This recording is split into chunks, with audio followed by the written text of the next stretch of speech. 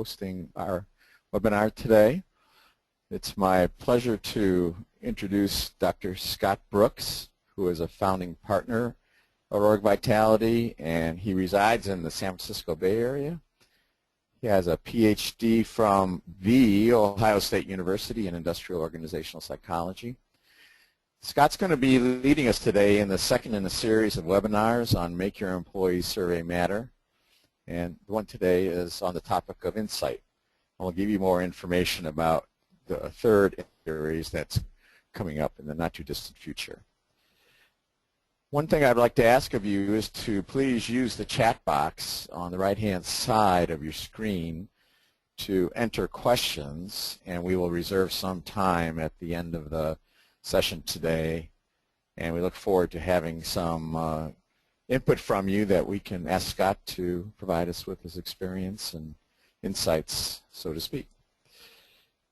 So without further ado, let me turn this over to Scott, and he will carry it on. Welcome, Great. Scott. Thanks, Dave. So I'll also say that you will get a copy of these handouts after the session. So you can take notes, but don't fret. We will send them to you afterward. And we'll target about 45 minutes with what I have to say and leave the rest of the time of the hour for questions and answers. So without much further ado, probably like most of you, I've worked in and around surveys for a long time. And really valuable, but they don't always give us what we want. And some examples of some frustrations that folks have. There's a Fortune technology company who stopped an annual survey and installed an internal consulting group to provide services to business units as requested because the grand master overall survey wasn't quite working for them. Another example is there's a global financial service organization that's been chasing engagement scores and wondering why, with constantly improving survey scores on that engagement index, that business metrics are not correspondingly improving. Or there's an international mega retailer that stopped an annual cycle and gone to frequent smaller scale pulsing. What does this reflect? This reflects that people are trying to step back and rejigger and maximize the values that surveys can give, and it doesn't always quite happen. But let's look at what we do and step back, and the goal of today is to share some perspectives on how we can make what we do more useful. We first look at an overview of the survey process that looks like this. We first say there's strategy. It's like define a meaningful target. There's insight. Let's learn something about it. And then there's action. Now, what are we going to do differently once we've learned something? And this presentation today is about insight, and as Dave alluded to, it's one of a series of 3 that you don't need to listen to them in order or all of them at all. But this one's on insight, and its companions are strategy, and the action one is coming up in a couple of weeks. So this is insight. It's typically the part that gets the most attention, and let's look at some of what we've got here. We would say that success in insight requires balancing a certain amount of focus and a certain amount of creativity, right? So it has gathering the relevant data where efficiency and validity are very important, plunging in and getting messy with the results, of focusing so you don't just drown in your data, and then coming back and telling a story that sets up action. This is a part of what's most important. There's lots of parts and processes, and often very tied to your specific survey approach, but we'll run through some of these. And in particular, we're going to focus on the plunging in, the focusing, and the telling of the story. And we will share some lessons about data and about focus and about storytelling that hopefully you'll find valuable. So what are our desires? What are we trying to do? One common vision of insight kind of looks like this, where we have all kinds of data coming in, and then we churn through it with our great big fat blender, and we're hoping for some music that comes out the back end that helps us tell something different. And what I would say is that that's not really what happens. Mostly this is a pipe dream that we expect a lot of churning and then just something dramatic to happen. There's a lot of work in the middle and a lot of focus that needs to happen. It's not just piling things into a blender. So what will we say often happens? Well, here's a common flow for executive presentations where maybe you've done this, maybe you've seen this, where it's like, let's calculate some engagement index scores. Oh, and let's compare those to history and norms.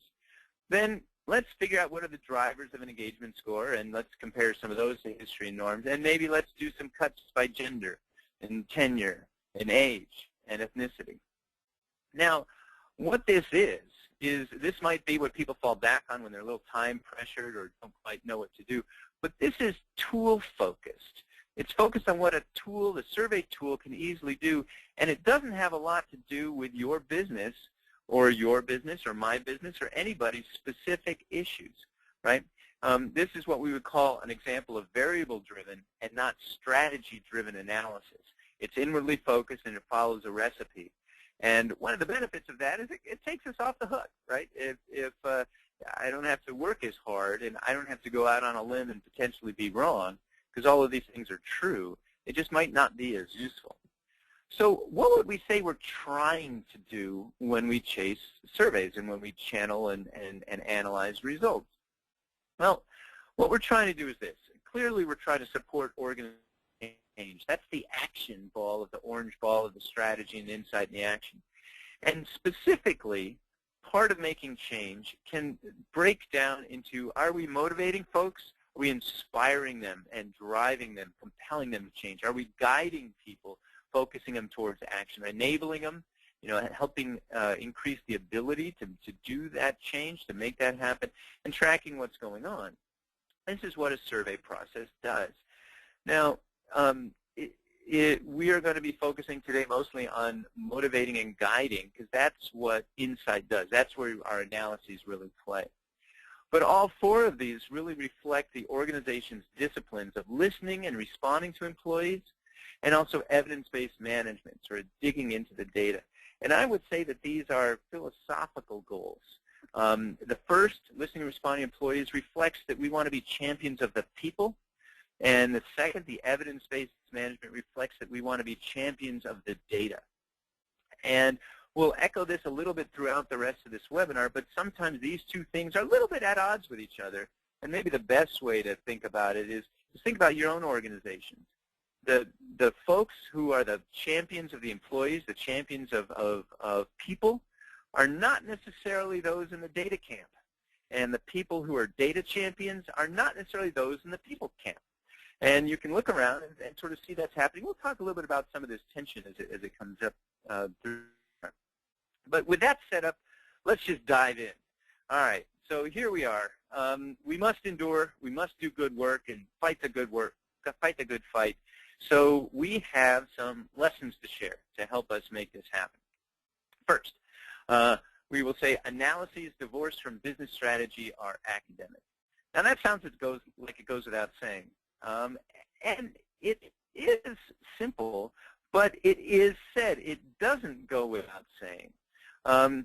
We had a survey a few years ago where we asked HR directors and vice presidents in major survey consortia and also in 2 major HR associations, said, based on your experience, what's your best piece of advice regarding human capital strategy? And the answer was clear number 1. A third of everybody said focus on the business. So this is obvious, but this is a truth that we must each learn and relearn for ourselves. It has sort of a Zen-like, a Yoda-like truth, but it's something that we often forget about. So how can we put this into practice? How can we keep ourselves honest and earnest and focused on the business? Well, here's one tactic. This is a presentation flow. It was essentially page 2 of an executive presentation of survey results. Let me have you focus first on the business column, the first column on the left. We had identified that the survey was trying to support what kept the leaders awake at night.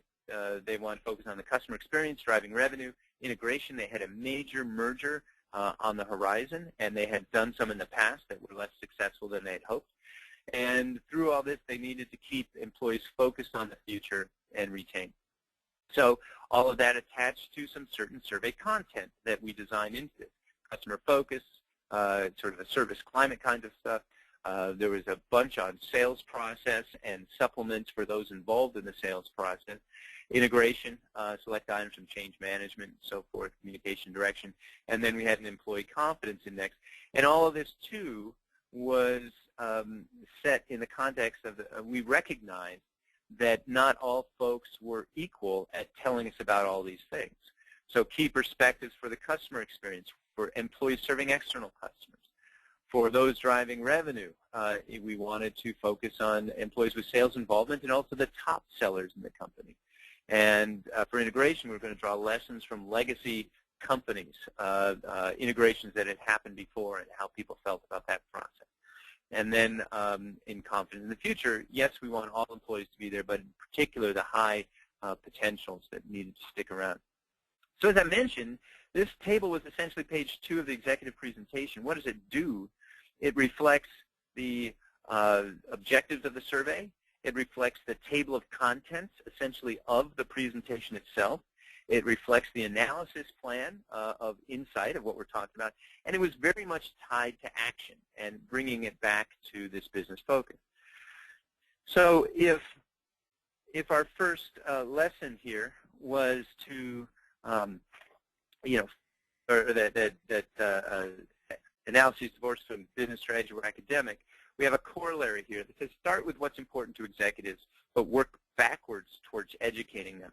And this is key. We always want to help them with championing the people, but you must start with what's important to them, and then only after you're sort of on the road to that, work towards educating them. You have to help them before you change them. So let's get into some data. What's our key point in lesson number 2? We would say worst is not always first. Well, what does that mean? Let me give you an example. There is a reality, an overwhelming, a gravitational pull to act on the lowest scores that people have. Now, this is an example. These, each line here is essentially extracted from an online action planning system that OrgVitality has. And what we were able to do is tally up what are the areas that people are working on. And so you could see that 10% of the managers are working on this change management item about better org communications and planning. And 7% were working on opportunities for career growth people. Now, if you were to look at this, you can also see on the right-hand column that just in terms of rankings of favorabilities, the lowest ranking one is the org change and planning, and that was the one that most people worked on. There is this undeniable gravitational pull on managers and on us as survey practitioners to work on what's low. So how do we pull against that? How do we orbit the right kind of gravity here without completely succumbing to it? Well, here's one tactic. We can contrast the questions here and push against this gravitational pull. We got one question. What survey scores are low? That's easy to answer. You just rank them and figure it out. Another question here, what should I work on? Just by asking both of these questions, you highlight the fact that they're different. And if you ask them both at once. What's low is easy to identify. What should you work on? Well, that's a little bit harder. And what's the answer? Well, work on the importance. Well, how do I know that? It's true that analysis can help. So here's one example of how to use analyses to identify the important items. Let's set up a little scenario. Let's say that turnover is a very special organizational challenge for you, and you want to identify the levers that drive the people wanting to leave and actually exiting the organization. So what do? Well, you do what you can, and we'll present a few different options, but know what you're doing. And it is true that of these examples I'm about to share, each subsequent example gets a little closer to the true question we're asking. And I'll give it away. What we want to know, the true question we're asking, is what can we tell today that will stop turnover in the future, right? So we're inherently asking a question about predicting the future. First thing we could do, and the easiest in a way, is just survey HR people and say, what are the typical causes of turnover? That's good. That can work. That can be helpful. Second thing we can do is traditional exit surveys and interviews. All right, that might be a little better. It's less relying on a middleman, and it's providing a little bit more structure.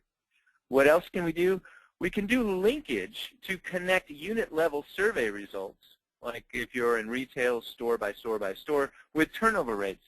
That's okay. It's getting a little statsy, but it's also at the group level, and we know, all of us know inherently, that turnover is an individual level kind of thing. We can do survey-based key drivers of intention to quit. This is great. You know, this can get us farther down the. We do know through a lot of research that intentions to quit is the single best predictor of actual quitting. But if we were to look for something that's a little bit more optimal, it would be if we have a non-anonymous survey, right, that can be linked to individual resignations. So at time one, let's say 3 months ago, you have the survey, and because you're able to attach these survey results to whether or not somebody quits today, 3 months later, you can set this up and do the analysis. This asks the question of what did we know months ago that is directly tied to folks leaving now. And if we extend that, what can we know today that will predict turnover in 3 months or 6 months? And what can we do about it to stop it before it gets there? So this is important. This is just one example of thinking through the question that you really want to know and then backing into some of the data. And by the way, at OrgVitality, we've actually developed a really cool way to set this up very easily. It's kind of like having a demographic in your survey, but we just add the demographic a few months later, and the demographic is whether somebody quit or not. So that's pretty cool. Now, beyond analysis, what's another tactic you can do? Well, here's some non-data questions to ask. And personally, I always ask these questions of managers before sharing results. If I'm about to sit down with an executive or a director or a lower-level manager, before I crack open the report, I always say, what are you trying to do? And some of the questions we have here, you know, what keeps you awake at night? What drives performance in your group? What are you trying to improve in your group? What are you trying to make happen in the next 3 months? How do you create the most value for the organization? Or where are you most at risk? Just by asking these questions helps to focus on what's important, and then as a survey expert or survey practitioner, you can then translate that back into your survey content and which survey items help address the different challenges that people have. So a corollary of this general lesson is work on what's important, not what's slow. That corresponds to the what's worse, or what's worse is not always first. So work on what's important, not just what's slow. It's very clear, but it takes some active effort against that gravitational pull. So as we dive a little deeper into analyses, our next lesson is organizational diagnosis is not a democracy. All right, that might be a little cryptic. What does that mean? Well, you know, when you think about it, when we champion people, everyone is equal. Everyone is a valued employee and a valued human being. But when we champion data, and when we're trying to use data to predict organizational performance or effectiveness, we need to unclench from that democratic ideal that everyone is equal in their value and acknowledge that not everyone's opinions are equally useful in predicting performance. So let me help illustrate that a little bit. We can say that different stories lie below the surface. Now, I know that certain are struggling with the enterprise-wide reality that some of your overall scores are not telling the real story of performance. And what is that like? What's going on here? Well, sometimes in organizations, the surface might be calm. It could be your enterprise-wide scores. You know, maybe engagement or some other scores aren't moving around that much. But we also know that different job levels may swirl differently. Changes in vice president results can often foreshadow organizational futures. At the top levels, their job is to predict and, in fact, create the future. And so some of their perceptions help predict, you know, what other people's perceptions are going to be down the road. And then we also know that some topics are best matched to specific groups. Service-focused employees are the best to diagnose service. Frontline employees, maybe in a manufacturing organizations, are the best to report on safety. Top sellers are the best to tell you about how they work with the sales system, how they make it happen. Let me give you a couple of examples of how this can work. First, at a vice president level, here's the view from the top. This is one organization where, first of all, let me orient you to this. Obviously, you could see what's happening over the course of several years and the percent favorables. And the black line that's a little bit more flatter is the organization overall. And then you can also see that the vice presidents and directors have this much more exaggerated up and down. And this is up and down all about just one item here, about confidence in the future. Normally, executives are much more confident in the future, but here you see something a little different. And in fact, top leadership here was taking the whole organization on this roller coaster ride of trying to make things happen. They had what we began to call the arc of promise that then didn't, you say this promise and this optimism in 2010 that didn't pan out in 2011. Then promise again, even a little bit more intense in 2013, that crashed and burned a little bit more. And so they just couldn't quite get in a stable place. And so what does this mean? Tracking this back to organizational effectiveness, you got to work with those folks and work with the strategy and make sure that it's really panning out. Because in this organization, this item was an indicator that some of their fundamentals were needed some help, and it was predictable. It was a pattern. What's another example? Well, let's take this one. Here's diagnosis from top salespeople. If we didn't do this slicing, we wouldn't know that the best salespeople, the top salespeople, are actually more involved in their new sales strategy. They were more optimistic about it, and a key component of that strategy was involving customers in designing solutions, right? So that was great, but, wait for it. Turns out that when you actually look at how the sales infrastructure was working, the top salespeople were less satisfied. They didn't feel like they could deliver as promised. They didn't feel like customer problems were corrected as quickly. And so what this says is that they are struggling with certain sales processes, and it begins to highlight what you can correct. Because especially in a case like this, the top salespeople were more credible. They were also the people that you needed to feel better about things. And so diving in and fixing it helped focus your action. Let me give you one more example about spread of organizational change, spread of change in survey items. If we just at an overall level of an organization, we'd say, yeah, there's some changes that were a little high and some low, but most things clumped kind of in the middle. But then we start to break it apart. So the growth division, the division of this organization that was to fuel their future, most items actually declined or stayed the same. There really wasn't anything that improved much at all. And if you're to break into this, these items that are on the low end tended to be about scalability, about growth, and it should be saying that we're not as poised to growth as we think we are. And in fact, you map it out with the other division, there's a more mature division, and they were the ones that were feeling okay about things. Now, that's fine, that's great. You want them to feel okay, but if your growth division is not feeling good about scalability and confidence, there's something else going on that's more of a problem. So the overall changes here masked the real important changes for this organization. And brings us to a point, that inside this box, we want to ignore, say, the plus and minus 4s, and you look at it that way, and most of the growth division is really negative. So taking some pithy wisdom related to this from a great organizational consultant, we have many of the truths that we cling to depend greatly on your point of view. It depends. That's what this lesson was all about.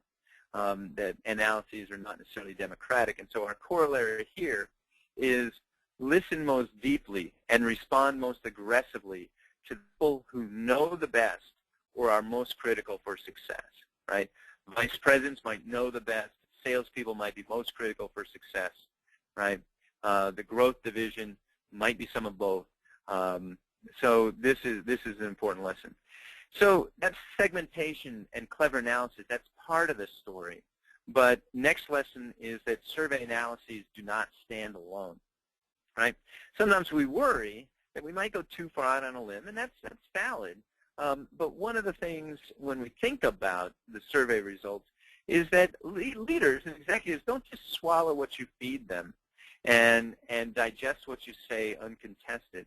We have to anticipate and understand what else is in their context, right? So what does work? Well, taking lessons from another great, the professionals develop into really great advisors, which is ultimately what we want to be. We want to stand on our data. We want to be advisors. Advisors are deep generalists. They develop a unique blend of knowledge. We have the survey results, we have the metrics, we have the evidence, and knowledge breadth, which allows us to apply it to what executives care about. So this is the trusted advisor, the depth of survey knowledge and the breadth, which is the wisdom to apply it to the business. Now this doesn't happen all at once. What's some advice we can provide? Plot out your rhythms and opportunities for influence. If you look at this circle here, let's say that you've got in January an executive presentation of survey results. You come back to that group in March with some high potential analysis, and back to that group talking about action implementation in May, and then back to that group maybe with a pulse review in July, excuse me, strategic planning in September, maybe some linkage research, some special analyses back in November that help set up the next survey cycle. And so the point of all of this is that relationships and being a trusted advisor are not developed through a single event. You learn about them, they learn to absorb, and then they can start to learn about how they change things. Now, this is just one example of how to plot things out. The point is that you can plot things out today. You don't have to wait for a particular part of your survey rhythm. You can establish a rhythm for getting back in front of key constituents. So what else can we say about being a trusted advisor? And these are some things I've alluded to. But we can say that with strategic human capital decisions,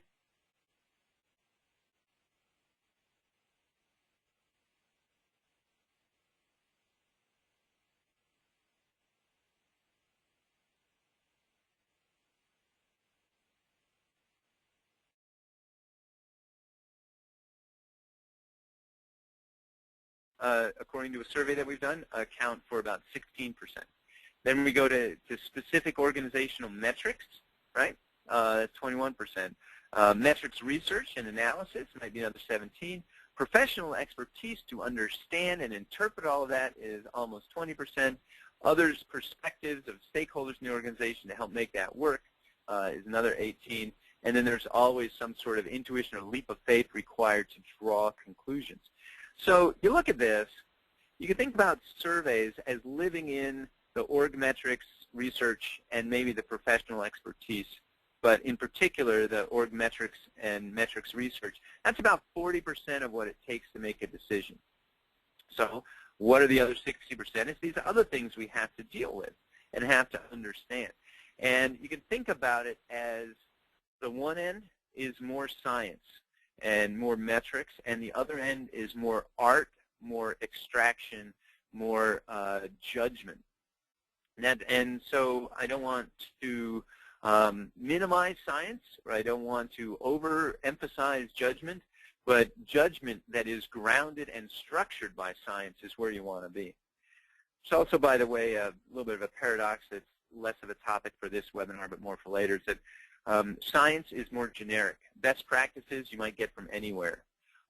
Ultimately, what you want for your organization is something very specific and uniquely tied to your strategy. And strategy, by definition, is differentiated and unique. So it's a little bit at odds with best practice. If you're doing something that's on the strategic fringe for your company, best practices won't be your friend as much as local efforts to understand and define and implement. So the idea here is that we need the full spectrum from the full best practice all the way through the leap of faith, and we need to understand what it takes to get from one end of what used to be known to where you need to be to make a decision. And this is reflected in how our stories will depend on non-survey information. There is no case where the full story of what you say will reside within your data. And some of the best presentations will integrate survey stories, yes. Historical trends, absolutely. But also organizational events, strategic models, other scorecard metrics, lessons from the past, financial context. This is all important to keep in play. And as internal folks, you are uniquely capable of weaving some of this stuff together. And hopefully you've got some good partners that you can draw upon to help you do this. And so this will take us to our corollary here, that successful stories are a mosaic. It's a combination of things, and survey insights are just one piece. So that's some storytelling. Let's think about the quantitative, open-ended survey comments that we can get that can also help from surveys to help us tell stories. And we'll say that the value from open-ended comments was going to depend on costs. What do we mean? What kinds of things do we mean when we say that? Well, we all know the problem, right? Somebody says, what do the comments say? And you say, well, you know, I'm looking. I'm trying to find that magic nugget of something that's valuable. Comments are tough to manage, especially if you've got multiple languages and multiple open ends and a very large organization, and it can feel fairly overwhelming. But there are some strategies that we can provide to help. Some angles of attack. First, your comment processing is going to depend on what you hope to accomplish. Not all comments are designed to do the same thing. And step back and think about what is it that you really want. Sometimes it's to raise issues not covered by scaled survey items, right? Maybe you've got a specialized survey on safety or something like that that is you just want to know anything that anybody's got in mind. Maybe it's to generate new ideas about things or to drill into specific topics or needs. Oftentimes you've got what is your best suggestion for improving service or for retaining folks, including you, or for improving X or Y. It could be that all you want is just this broad organization-wide lay of the land. That's fair, but just know that there's different approaches to that. And it might be that you need to distribute color commentary. Your real goal is to distribute it to those who need to read it firsthand. So for certain executives to know more in the voice of employees about what's going on in some cases. So it depends on what you hope to accomplish. And no one person is, or human or machine or anything, is perfect for all needs. And so you have to have a mix of approaches to get done what you want to get done. So sometimes, just a quick aside, people have expectations for technological solutions, and they want some system to mimic what people do and just tell us what's in the comments. And you know, this comes out of this sort of desperate desire to want to reduce the load. Comments are a pain, but a better goal is to use technology to augment what people do. Let people do what they do best. You know, interpret and understand, and let machines do what they do best, count and sort. And so some examples might be, how do you drill into specific topics? You can have specific word searches that machines are great for. You can have them potentially do first drafts of thematic summaries and structure final coding tasks, but with human interpretations in the mix. You can also have them to distribute comments to those who should read them. This is, how do you bubble up some of the most important things to the people who need to know them? And you can have counting and sorting and distribution that helps make that happen. It's a little hard to speak generically about all these different approaches, and happy to take it offline if anybody's interested. But let me give you some examples. Here's one that probably many of you do, where you might have a general question like this, and people self-code comments. So after somebody writes something, you have a little drop-down that says, which of the following categories best reflects what you just wrote? And oftentimes, like in this case, top 5 or 4 categories represent nearly half of what people say. What is this doing? It's distributing the effort of coding comments to the people who are actually responding, a little bit at the cost of some consistency. But you know, frankly, I'm okay with that because that's free effort. Another tactic it's a little bit more social, is assemble an HR posse to go tackle and rustle up those comments. What are the posse member duties? Let's say you've got 10 folks. Their duties are, number one, they get some reading homework where everyone is assigned the first 20 pages or so everybody reads the same 20 pages. And then individuals each get 30 or 50 additional pages of reading that's different from everybody else. So if you have 10 people, you've already got covered, 500, 600 pages, whatever it might be. So everybody does some of that. And then your job as you read that is to bring back to the posse hot spots, issues that need attention, something about safety, something about a legal issue, whatever. Low-hanging fruit, something that with a stroke of the pen you can take in action, and maybe some broad themes. What stood out that might reference something that's important, like an upcoming merger, anything else that stood out. And then it's a coordinator's job to whip all this into action, to keep everybody on target and to begin to compile things and send it on where it needs to go and help make it happen. So an HR Posse is very different than a technological solution, but it can get a lot done very efficiently. Here's another example of this. Upstream nudges. Now, here's an example from a survey where it said what specific suggestions you have to make this company a better place to work. Now, we have these just open-ended questions here. And then this comment underneath, it says, keep in mind, a useful comment is X, Y, and Z. Turns out that we recently did a study where we randomly put this boxed text in half the surveys and then coded all the comments to see what was useful or not. And as it turned out, if you did not have this extra text, 3% of the comments were what we would call really useful suggestions. If you did have this text, that multiplied by 5 to 15% of the comments were really useful. Now, 15% might not sound like a lot, but if you're asking only 100 people and you get 15 good ideas, that makes the whole thing really worthwhile. So part of these tactics about comments is reflecting this corollary that efforts to mine comments are best spread around. Self-coding, you got a posse, leverage technology a little bit, and push things upstream. That's what we're looking for. Now, so we've talked about all these lessons that talk about different kinds of analysis and interpretations.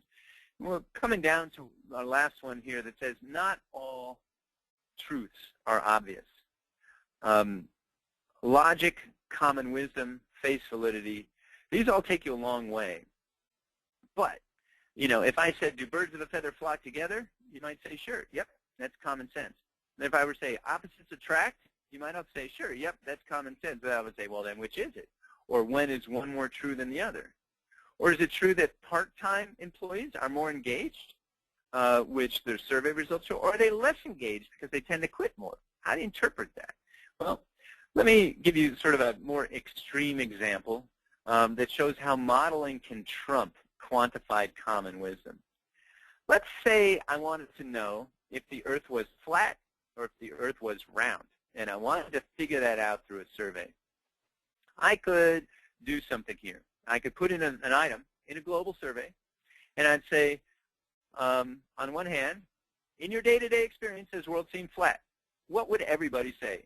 Everybody, unless you happen to be an astronaut or a sailor, would say the world seems flat, right? There's nothing in my day-to-day experience that tells me that it is round.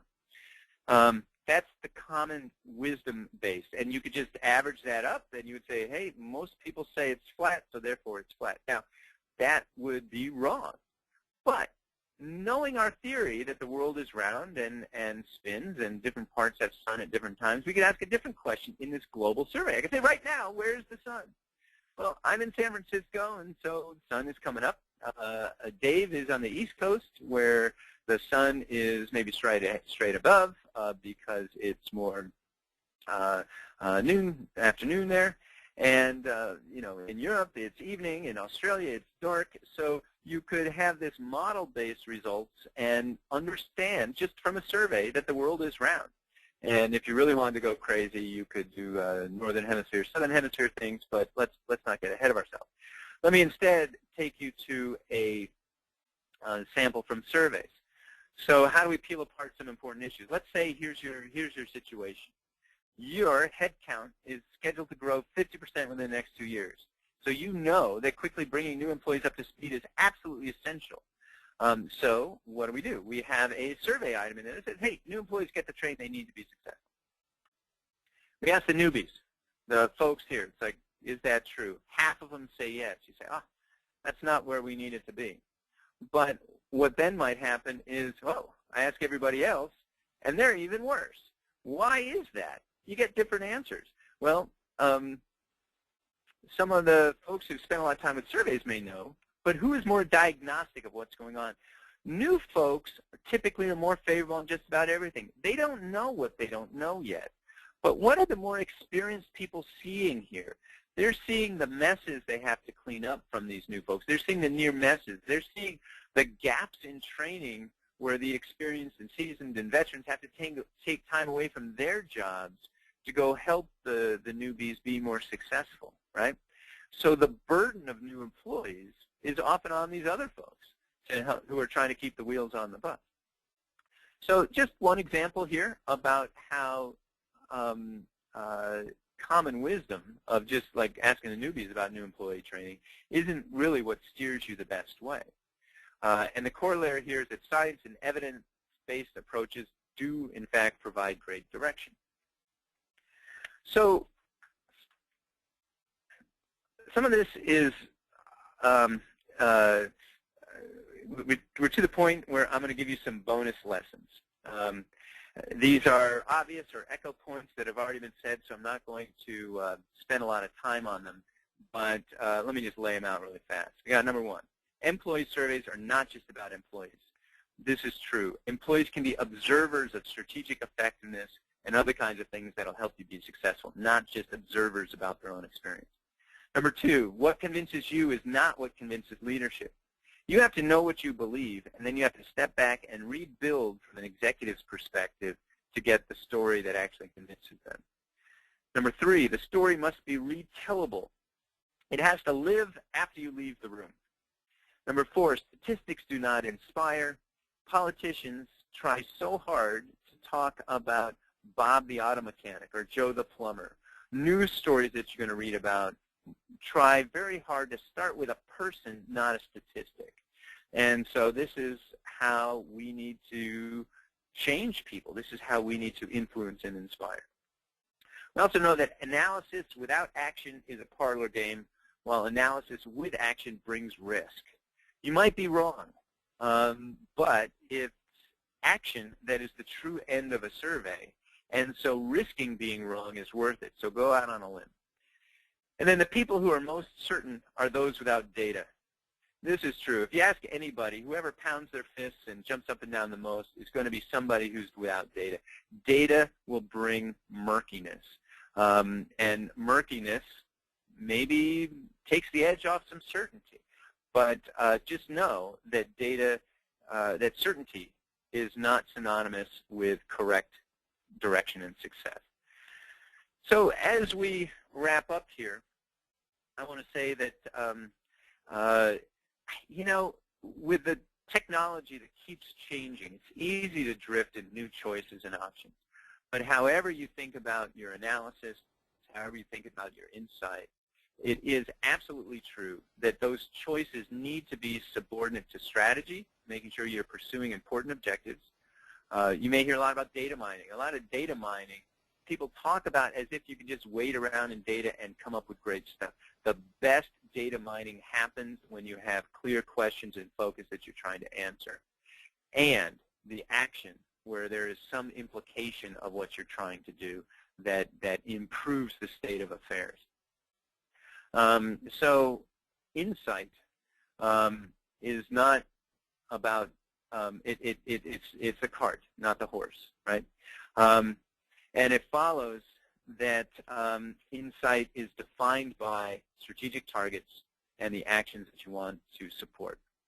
By the way, just as another quick aside, is chicken and egg, which came first? If you were to ask a biologist, there actually is an answer for this.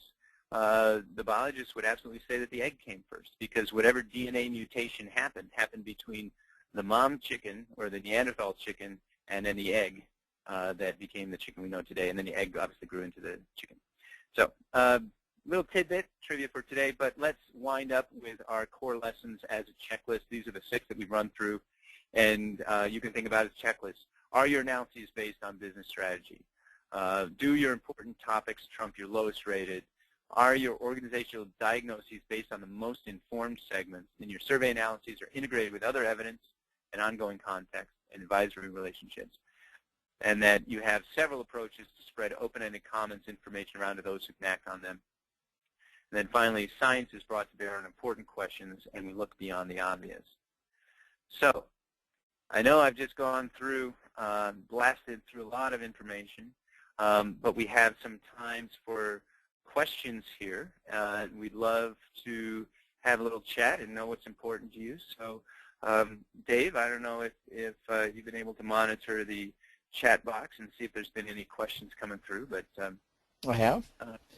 And we do have a few, and we still have time, of course, while Scott is answering these other questions here. If anybody else wants to throw any in, I think we have a fair amount of time here, so that would be great. Let me start with one that's a little bit more tactical. Somebody's asking, like, when do sampling approaches make sense? Which I assume mean, like, sampling parts of populations or not doing a full census type of survey. Yeah, sure. Well, sampling implies that you're looking for a certain amount of efficiency. Maybe it's hard to get to everybody. Maybe it's just too costly, whatever it is. But so efficiency is usually the impulse. What you want to do as you figure out your samples is, what are the questions you're trying to answer, and are you getting enough from the right people? Like, will you get your top salespeople in whatever sample you're doing, if sales is in fact your most important thing? Will you get your VP confidence, as we were talking about? Will you get the newbies who are talking about stuff? So figure out what questions you're really trying to answer, who are the best people to answer them. And if it doesn't really matter by segment, you can do random samples. But that's starting with the question, and then you want to make sure that whatever sampling you do tees up the actions that you hope out of this. If you're just looking to monitor and maybe re-energize a survey process from a different time of the year, then maybe you don't need to go too deep with your sampling. But if there's certain groups that need to take action, you got to make sure you've got the sampling that supports the reporting, that supports the action that is implied by that. So think through your questions first, your strategy, and then the action, and then fade back into the sampling question, sampling answers. Okay, great, thanks. Got a question here that sounds like somebody who's been doing surveys for a little while. They want your advice, if you sense or know that the organization and its leadership is much more interested in the insight part of the process and less committed to the action phase. And you touched on this a little bit, but yeah. If they say, well, we don't have time, or I guess energy for doing a lot afterwards. Yeah, this goes back to the sort of lesson that talked about start with what executives care about first, and then work to educate them later. And to say that executives aren't interested in action is wrong. They're interested in all kinds of action, just maybe not the survey action that you're coming to them with, right? They're interested in all kinds of strategies. Stuff keeps them awake at night, and they're always trying to improve stuff. Let's assume that these are reasonably well-intentioned executives who are, in fact, trying to improve stuff. But I think then that places the burden on, like, these non-data questions to ask that we listed that might be, what keeps you awake at night, and how can the survey help you? And then figure out how to inspire them that way. How to keep executives interested and so forth is a big topic. So let me leave it at this for now, but happy to follow up later if anybody's interested. Okay. You presented to us, I think this is probably somebody asking, maybe a little bit more honing in about, since you presented to us like lots of different kinds of analyses, different approaches. They want to ask you to recall like an analysis, that was really impactful and influenced the audience either in the moment or in creating change. Maybe, and this is me now asking, maybe somebody, the audience had a real aha, experience that it really kind of shifted their whole frame of reference. But, so can you recall in your experience doing those kind of analysis? Yeah, well, let me start with one of them was that organization that had the leaders that their confidence went up and down so dramatically over the years. The chart that I showed sort of midway through, that generated all kinds of conversation, and you can imagine how different leaders sort of might have felt like they were in their own silos on things like that. Then realizing that the other VPs and directors were kind of in their same boat, that became sort of a pivotal moment. And they figured out that they had to do things. You think of another organization, this one's financial services, Wall Street company, where the executives were living in a completely different world. And we shared how some of their survey results were so dramatically different on items where you might expect them to be the same. They had a different perspective on organizational functioning than everybody else did. And part of the lesson there was we had to tell them that, you may be right, in your perspective of the organization, but you can't lead these people without starting from where they are. And so you can't start by talking about how much cash we have and how wonderful it is, how we're growing, when people are worried that the growth is going to take their jobs overseas, or that all this cash is that you have as a company, they don't see it, right? So organizational success to them just means they have to work harder. And that became an interesting story too. There's other sort of fancier analyses that I could sort of get into, but I think the most impactful ones are the ones that have a story that you can the story that lives when you're gone from the room. Yeah. Yeah, that's part of that. Yeah, the story. You just mentioned it again. So I've got a question here. Maybe I think the person might have written this before you talked about writing comments, because they want to just know something about writing comments, and so I'll go ahead and ask it anyways. It's about, in addition to what you shared with us, already, do you recall an effective and efficient use of writing comments? Or perhaps, I guess what they're getting at here is some organization that might have done something really kind of nifty with their writing comments that was memorable and impactful. Yeah, I think everybody's looking for something, right, and sort of expecting it to be a technological solution. And I think part of my point is like, technology is part of it, but let's not just focus too much there. I happen to think that for any basic organization, if I could pick open-ended comments, I would have one be, what's a suggestion for making this a better place to work, and then what's a suggestion for making either we provide better service to customers, or more efficiency in our manufacturing, or something that's core to what the organization is trying to accomplish and how it creates value. And so I would do that. And the best suggestion tends to get more useful things that kind of like that nudge on nudge tech that improve the usefulness of suggestions. That's often what people are looking for.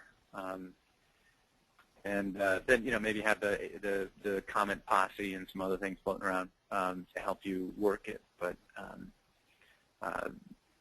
know what you're looking for as you go in, and know who's supposed to be reading the comments, and design the whole process with that in mind. This is a question for me, just to follow up on that. Do you feel that the organization has an obligation to read all the writing comments? if people offer them up, sometimes there are hundreds or thousands, right, in doing that.